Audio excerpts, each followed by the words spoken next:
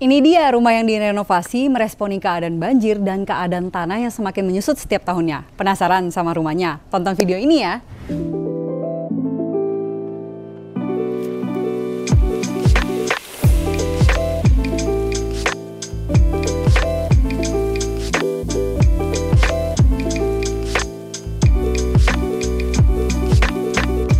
Nah teman-teman, aku udah sama Kak Kelvin nih, desainer dari rumah di belakang kita dari Kei Tengono Design Studio. Aku mau nanya-nanya soal house on Vistils ini, mulai dari luas tanah dan luas bangunannya berapa Kak? Oke, luas tanahnya ini sekitar 500-an, kalau build area-nya ini sekitar 700-an. 700-an berarti total ada berapa lantai? Sekarang ini bisa dibilang mungkin 2,5 lantai, karena kebetulan di bawahnya ini kan kita pakai buat taman semua. Kalau di bawah dipakai buat taman, berarti ini livingnya di atas kayak rumah panggung ya berarti ya? Betul. Nah kebetulan juga itu konsep yang ingin kita capai. Dia seperti rumah yang diangkat seperti itu. Alasannya kenapa tuh Kak? Karena kalau aku lihat rumah yang lain tuh livingnya udah stand di bawah gitu. Tapi kenapa yang ini livingnya di lantai atasnya? Mungkin karena awalnya kami tahu tuh dari owner kan sebelumnya sudah pernah tinggal di sini. Lalu owner beringinan untuk mempunyai rumah baru, jadi rumahnya itu demolish yang lama, dibuatkan yang baru. Nah kebetulan waktu saat kita ngobrol di awal, owner itu punya ada satu concern mengenai banjir, karena ini komplek lama, kalau banjir dia bisa sampai sepinggang kayak gitu. Oh sepinggang? Ya. Berarti cukup parah juga ya? Cukup lumayan parah ya. Problem di sini itu waktu kami analisa di awal, tanah itu dia terus menurun. Oh sinking ya? Sinking setiap tahunnya. Karena ada keturunan tanah, mau tidak mau kan tanah itu jadi lebih pendek daripada air laut. Jadinya seawall itu dia selalu diperlukan untuk naik gitu. Jadi ya kalau ditaruh di bawah nggak ada view juga ada view ya? Gitu, jadi lebih baik kita buatkan taman aja yang luas. Kalau dari segi looks-nya nih, materialnya kenapa pilihnya konkrit? Konkrit? Kebetulan owner juga suka konkrit. Dan kebetulan kantor kita itu suka banget menggunakan natural material. Jadi bahan-bahan yang seperti ini tuh bisa dibilang dia age well. Semakin dia tua, semakin karakternya malah keluar. Jadi juga bisa mengurangi sisi dari maintenance. Juga.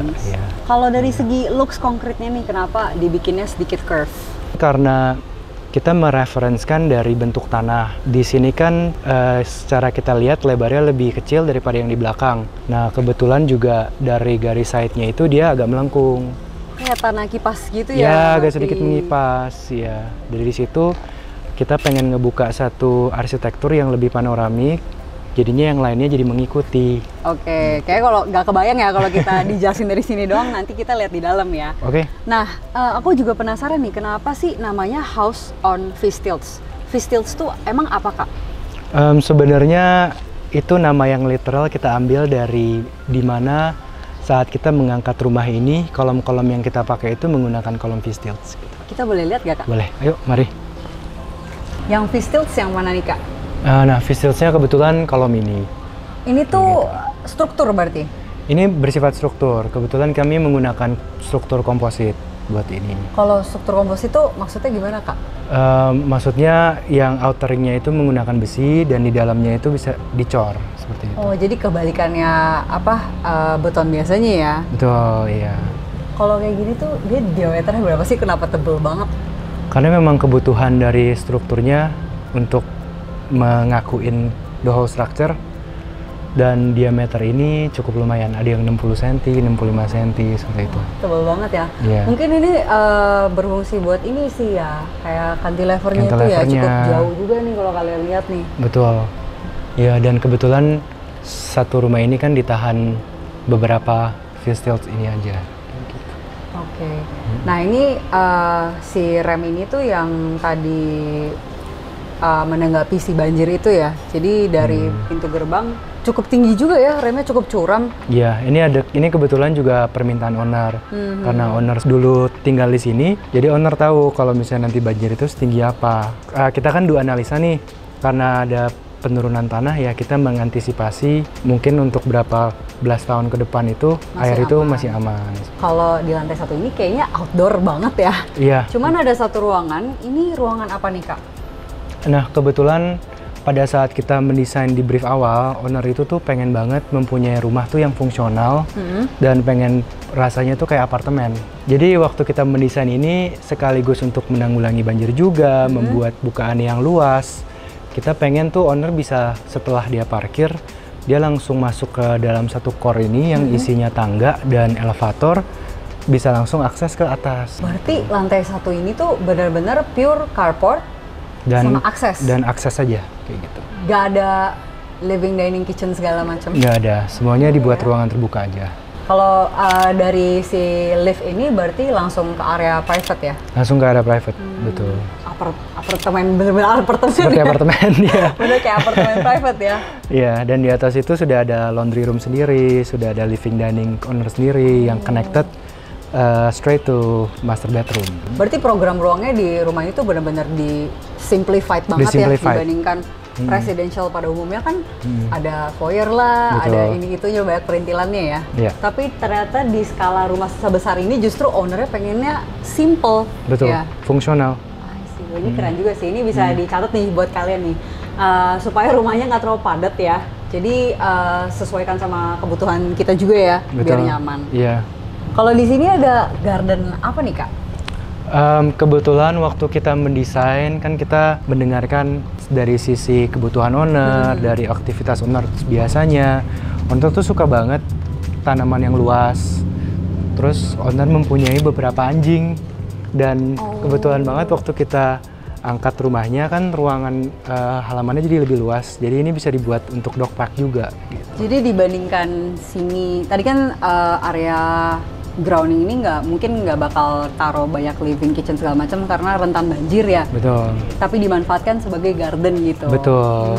Iya. Dan kebetulan juga tanaman-tanaman ini dipilih oleh owner yang edible. Kalau edible maksudnya? Maksudnya itu jenis-jenis tanaman yang bisa menghasilkan buah. Seperti itu. Iya. Jadi bukan sekedar hiasan doang ya? Bukan sekedar hiasan. Again, fungsional. Nah kebetulan ini thyme ya, kayaknya atau rosemary gitu ya? Iya, betul. Keren banget. Berarti kalau metik bumbu-bumbuan dapur tinggal kesini aja ya? Nggak perlu beli-beli lagi? Tapi kakak harus tunggu ya, karena kan ini baru selesai. Jadi memang waktu tanaman itu dipasang, dia ada masa kesuburannya inilah. Nggak bisa langsung ini ya, berarti setelah baru pasang ya nggak bisa langsung? Nggak bisa langsung, ya. Jadi aku harus juga baru tunggu. tahu. Iya. Kalau kayak gini tuh berarti ownernya nanam sendiri atau kayak hire another specialist kayak landscaper? Kebetulan kita kerja sama dengan landscaper sih. Sebenarnya kalau menurut Kak Kelvin nih, kalau mau bangun taman better pakai landscaper atau enggak sih? Honestly dari aku selalu pengen ada expertise-nya masing-masing sih.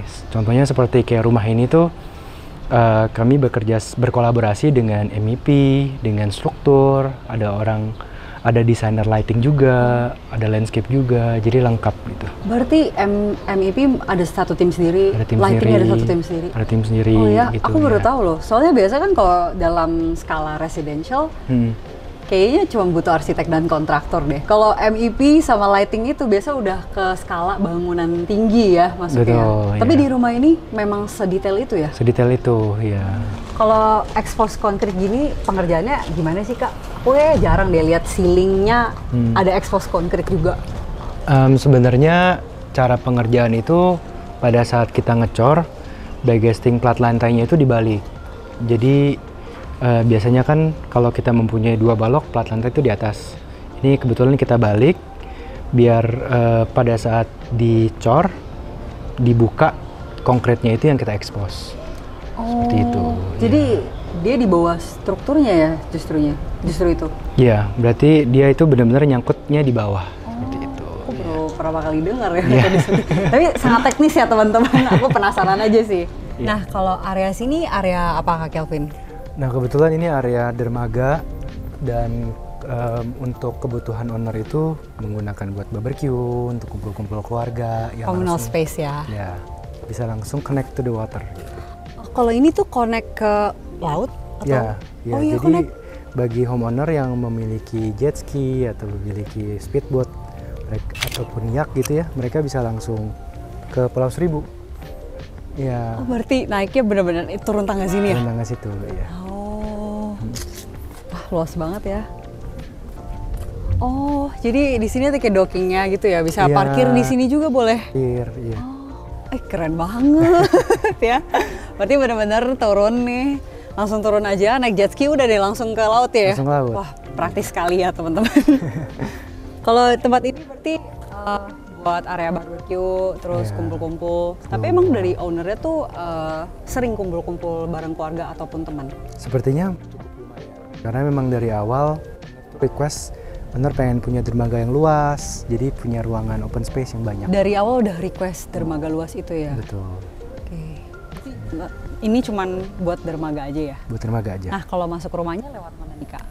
Masuk rumahnya itu lewat tangga ini, karena ini kebetulan untuk akses yang bisa diakses dari garasi, yang garasi terbuka langsung naik bisa ke atas. Ini langsung ke living room yang untuk ruang publik gitu.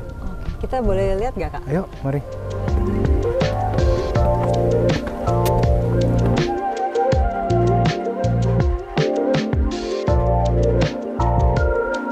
Nah, ini kita udah ada di ground floor-nya ya? First floor atau ground floor? Ini first floor. First floor ya, dan view-nya bener-bener gila banget sih. Ini keren banget karena jadi kayak white gitu ya, Kak? Gara-gara si cantilever ini. Iya. Memang kebetulan pada saat kami mendesain, kami mereferenskan bentuk yang agak sedikit melingkar seperti ini. Jadi kita pengen mengcapture panoramic view dari dalam rumah. Karena pas banget si kanal ini juga bentuknya agak curving gitu Curving ya, juga, agak ngipas juga ya. Jadi mereferenskan. Nah kebetulan kan ini menghadap timur, jadi kami bisa menggunakan kaca-kaca yang lebih banyak. Lalu cantilever ini juga dapat memberikan shading yang cukup baik ke dalam rumahnya. Berarti kalau matahari pagi aman banget ya, nggak terlalu panas ya? Justru matahari pagi dibiarkan masuk, pada saat dia mulai jam 9, jam 10, nanti dia akan shading yang cukup lumayan baik gitu. Kalau ini tuh cantilevernya emang dia majunya berapa meter, Kak?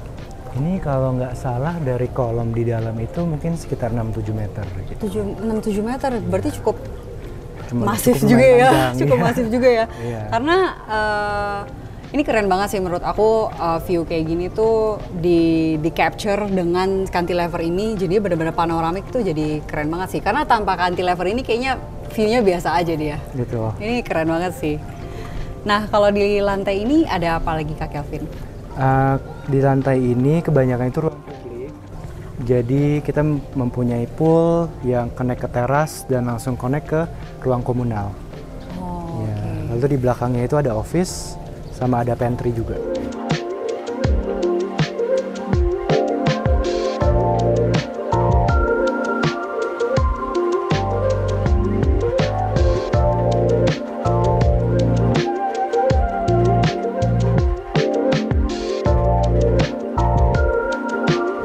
Nah, kita sekarang udah di dalam rumah di lantai 1 dan biasanya ruangan ini dipakai untuk kumpul-kumpul sama teman sama ownernya. Di sini ada dining, ada kitchen, dan kitchen island. Oke, berarti ini lebih public ya sebenarnya? Ruang publik sebenarnya. Living room tapi public? Buat khusus publik. Ya. Kalau kitchen berarti tetap masaknya di sini? Sebenarnya untuk masak besarnya itu di belakang. Nah kebetulan di sini ada wet kitchen di belakang pintu ini. Ya, dapur kotor. Iya, dapur kotor.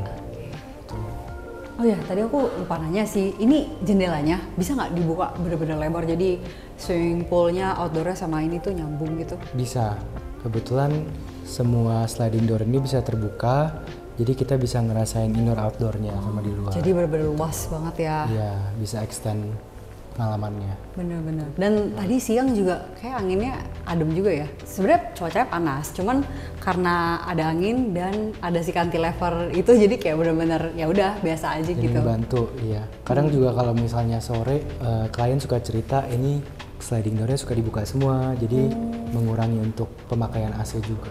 Berarti dari klien memang suka nongkrong-nongkrong di sini juga di ya, sini, nyantai-nyantai ya.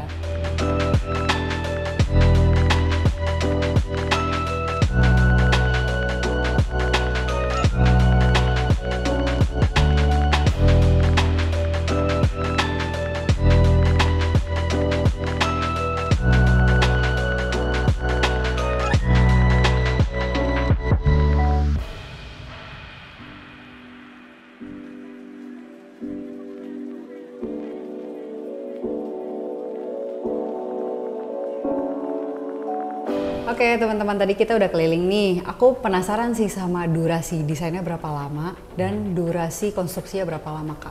Durasi desain itu pada saat kita mendesain mungkin sekitar 2-3 bulan. Terus kita ada gambar kerja di mana kita perlu untuk berkolaborasi dengan tim EWP dan tim struktur. Jadi untuk perancangannya aja full itu sekitar 5-6 bulan. Cukup lama karena ada kolaborasi sama MEP tadi ya? Ya, karena kebetulan dari kami pengen membuat rumahnya itu tidak terlalu banyak error lagi pada saat konstruksi. Jadi memilih untuk merancang secara benar di awal. Gitu. Supaya matang banget benar ya? Benar matang, ya. Nah, kalau untuk konstruksinya berapa lama? Untuk konstruksi ini sekitar 2 tahun. Berarti kalau udah selama konstruksi itu udah benar-benar minim error banget ya? Minim error, betul. Udah tinggal lihat gambar kerja aja ya? Betul. Yeah. Oke, nah ini salah satu hal yang harus dipelajarin teman-teman di luar sana.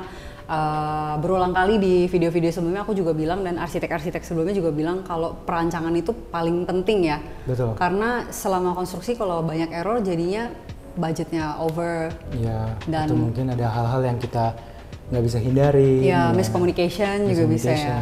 Ya. Gitu. Oke, nah mungkin dari Kak Kelvin nih, ada yang pengen disampaikan nggak ke teman-teman viewers? Mungkin penyampaiannya di mana pada saat teman-teman pengen bikin rumah, teman-teman bisa coba untuk mendekatkan rumahnya itu dengan nature, dengan cahaya yang baik, dengan ventilasi yang baik, sehingga rumahnya itu bisa terasa lebih sehat. Sehat dan nyaman. Sehat dan nyaman, betul. Apalagi di lingkungan Jakarta yang banyak polusi dan cuacanya sangat panas ya. Betul. Ya, sebisa mungkin rumahnya itu efektif ya sebenarnya dalam ventilasi alami dan pencahayaan alami ya. Betul, dan juga dengan adanya tanaman di dalam rumah dan dekat dengan tanaman itu bisa membuat feeling rumahnya lebih cozy. Ya, lebih enak dan lebih berbeda dengan yang lain juga ya. Iya. Oke, nah pertanyaan terakhir nih Kak, boleh nggak kita tahu budget buat bangun rumah ini? Sebenarnya untuk budget itu saat ini masih konfidensial. Maaf aku belum bisa share ke teman-teman. Tapi memang seiring berjalannya waktu, memang ada sedikit perubahan atau penambahan dari owner. Oke, kalau gitu nggak apa-apa ya. Oke teman-teman, mungkin segitu aja nih house tournya, dan bagi teman-teman yang masih penasaran sama karya K Tenggono Design Studio lainnya, bisa dicek di mana Kak? Bisa cek di website kami k-tenggono.com dan juga di Instagram kami di ktenggono. Oke, langsung dikepoin aja Instagram and websitenya, dan jangan lupa like, share, and subscribe YouTube channel Arsitak supaya nggak ketinggalan series Behind the Bricks lainnya. See you in the next episode. Dadah. Thank you. Thank you.